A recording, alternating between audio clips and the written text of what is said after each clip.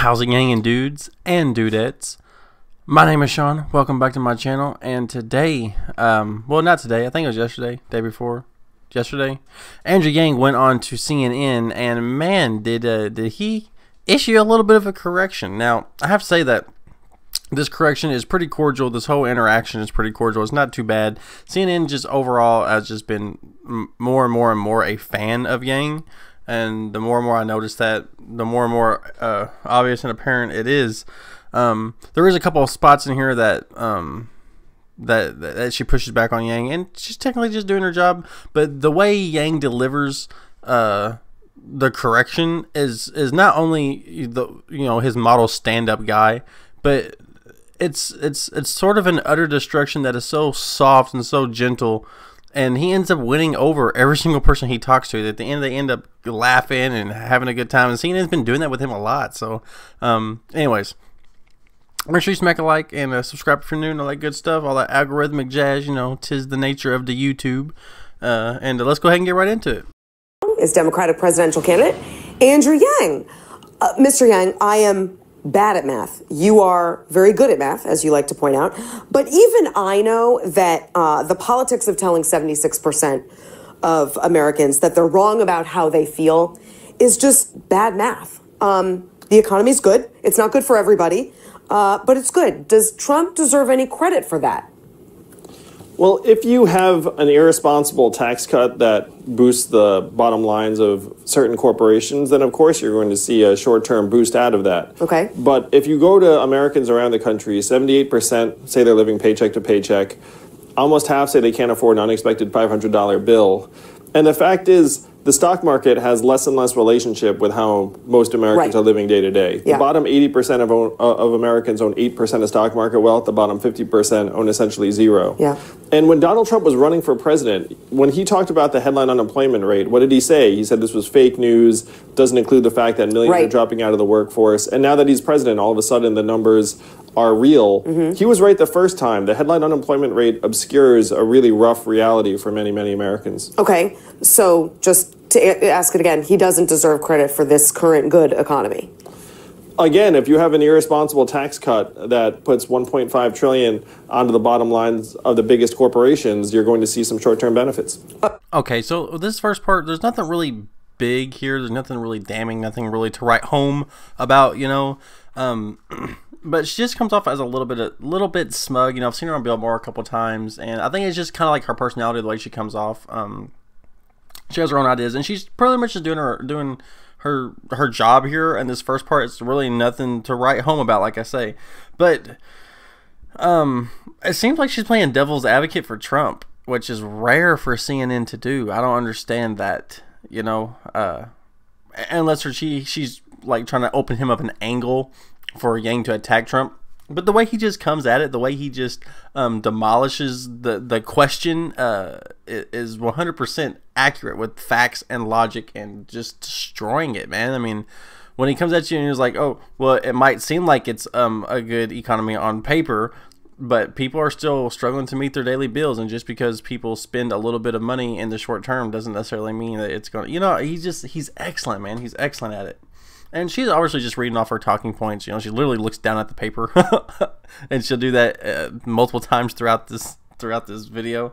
So I don't know. I thought that part was just a little bit interesting, so I wanted to stop here and just say that, because that devil's advocate part with Trump is just weird. But we're getting ready to get into some serious corrections, especially on UBI coming right up. Okay, so you've said that Trump's 2016 win was in part because 4 million manufacturing jobs were lost, but a CNN fact check found that U.S. manufacturing employment actually went up during President Barack Obama's second term, and that's continued under Trump. So are those people going to do worse in an Andrew Yang economy? Well, manufacturing employment peaked at 17 million, and now it's about 12 million. And the 80% of that 5 million gap was because of automation of those manufacturing jobs. So has there been a recent uptick in those jobs? Yes, and I hope it continues. Okay. But big picture, I spent 7 years working in the Midwest and the South. And if you go through Michigan and Ohio and Western Pennsylvania, many of these communities that used to rely upon manufacturing have never really recovered. And there's a straight line up between the adoption of industrial automation in a voting area and the movement towards Trump and the Republicans. We all know he won by a relatively narrow margin in Pennsylvania, Ohio, Michigan, Wisconsin. And if you look at the numbers, they clearly show that there's a direct relationship between the automation of jobs and the movement towards Trump. All right, so you see how that selective fact that CNN chose kind of just got utterly demolished? Yang corrects it purposefully.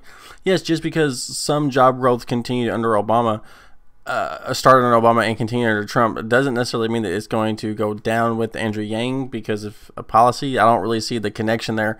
But also, just because there's been job growth in, fast food and stuff like that, doesn't mean that all those jobs that got automated away, doesn't mean that those jobs were replaced. So when they say that the economy is up, just because it upticks doesn't necessarily mean the economy is doing well.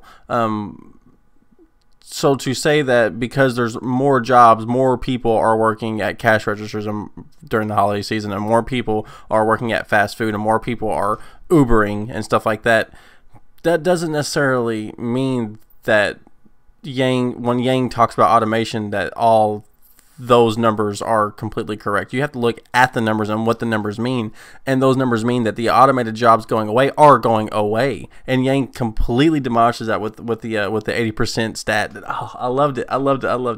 And I mean, props to her though. She just keeps rolling on through. You'll see in this next segment, she doesn't really push back too much on that because it's right. And how can you push back? A CNN fact check said, like, come on, man, don't even try that. Don't try to pull that with Yang, boy. He's gonna get you every time, son. Get you every time. Okay, I want to ask you about your freedom dividend plan. Some economists say the numbers don't really add up in your plan to pay for this. Your plan has. Come on, I'm wearing a math pin. I know, but the estimated cost is $2.8 trillion. The UBI Center says that your projection that your plan would raise between $800 and $900 billion in government revenue through economic growth is unlikely. Explain it for people who are skeptical still. Yes. So, big picture, who's winning in the 21st century economy? It's Amazon, Facebook, Google, these trillion-dollar tech companies that are not paying anywhere near their fair share in taxes. Amazon's literally paying zero in taxes, less than everyone watching this, despite the fact that they're closing 30% of our stores and malls forever. And being a retail clerk is still the most common job in this country. Average retail clerk's a 39-year-old woman making between $9 and $10 an hour. So if we put a mechanism in place where we get our fair share, a tiny slice of every Amazon sale, every Google search, every Facebook ad, and eventually every robot truck mile and AI work unit, we can generate hundreds of billions of dollars off the bat, and that number has a big up arrow attached to it. And then when we put this money into Americans' hands, where does the money go? It goes right back into the local economy, to car repairs and Little League signups and daycare expenses. This is the trickle-up economy. And it's not just me saying this. If you look at Jamie Dimon or Ray Dalio, who've looked at the same numbers I have, they've said we should declare a national emergency around the fact that our economy is not including most Americans. Okay, so once again, she looks at her paper, she reads some talking points that CNN put in front of her, because otherwise I think she'd be Yang Gang. And you're getting ready to see here after another question or two just how happy she is to sit here with Yang. Like, the true colors really come out once she stops reading off the paper. But with the UBI thing, man, he just comes at it hard. I mean, you can even see how visibly excited he gets to answer the question, because it's true. You know, why should Amazon and all these people have loopholes in place that our lawmakers put in place and don't get me wrong, it's bipartisan. It's definitely bipartisan. But they put these laws in place, these loopholes for these huge tech oligarchies to get away with paying zero in taxes. Meanwhile, me and you, if we make anywhere from $20,000 to $60,000 a year, we're paying 30-40% taxes, almost half our fucking income. Think about that, guys. And so, you know, I don't get what the angle here is, and Yang just corrects it. He just corrects it every single time. You can't come at Yang, man. You can't come at him with this stuff. He's going to slap you down each time. And I know it's not her per se. it's the talking points. You know, they're trying to push back and they're playing devil's advocate, and CNN's been doing a lot better about that and not smearing him. So I have to give him props. But come on, man, come on. Yeah, he just slapped it down, whap, over and over and over again.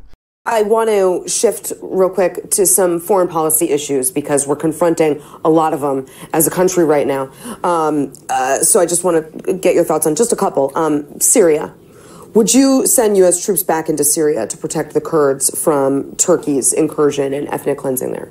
Well, I certainly wouldn't have pulled the rug out from under our Kurdish allies. But the fact is, reality on the ground shifts as soon as you do something, and you can't undo it by sending troops back in. Big picture, I've signed a pledge to end the forever wars. We've been in a constant state of armed conflict for 18 years and counting, and that's not the will of the American people. That's not the way it was drawn up in the Constitution. So Trump announced he was pulling troops out. We've, in fact, sent troops back in to guard the oil wells, oil fields. Would you keep those troops there, or would you pull everyone out of Syria? I would talk to our military leaders and say, look, are our troops genuinely necessary to guard these oil fields? And if they were, then they would stay. If they weren't necessary, then I would pull them home as soon as possible. Man, CNN just loves war, don't they? I mean, don't get me wrong, I support the Kurds, and what Andrew Yang says I completely agree with, but man, CNN they just can't help but get in some war digs, man. They love the war. They love it. If it bleeds, it leads, and they're all over that. You almost see like the look on her face whenever she talks about guards, you know, air quotes, oil fields. I love when they silently give the truth like that, because it's almost like they're aware of all the American oil memes. It's like, oh no, we can't bring freedom and democracy to Hong Kong. We can't bring freedom and democracy to the Uyghurs. We can't bring freedom and democracy to everybody who actually needs it. But if you have a little bit of oil, oh boy, we'll bring all the freedom and democracy you need, even if you don't want it. So we'll stop here and talk about that, because that's hilarious. And of course, Yang knows the question. So now we're getting ready to see just how Yang ganked this girl is, because she literally just starts just having fun with Yang, and this is where you see CNN really start to turn. You know, if Yang makes the next debate, which he probably will, he's grown exponentially, and we've got a good few days to make the next few qualifying polls, and he's constantly upticking. But you can watch. Let's just watch. I'm back with presidential candidate Andrew Yang. I want to ask you about a moment at this week's debate where the candidates were asked if they would give a gift or ask forgiveness of their fellow candidates. It was a weird question. You had the bad luck of going first. Take a look. I'm going to start with you, Mr. Yang. Wow.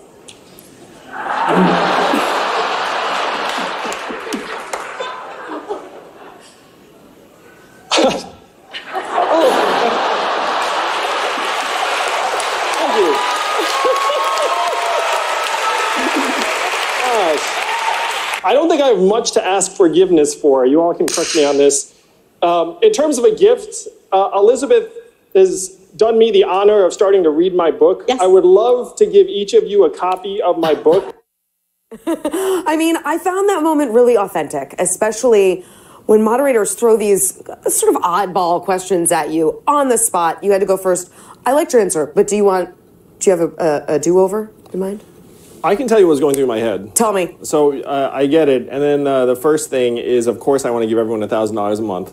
Because right. That is the central gift to everyone. Yeah, the central gift of my campaign to all Americans. But then I thought, I've been trying to broaden the message a little bit. Okay. I think my team would give me a hard time about that. Yes. And then I had, like a snarky thought. But then I was like, yeah, you don't want to end with something negative. What was the snarky thought? Well, the snarky thought was something about like the gift of being able to see what's happening in the 21st century. Okay. In terms of, so then I was like, let's discard that one. And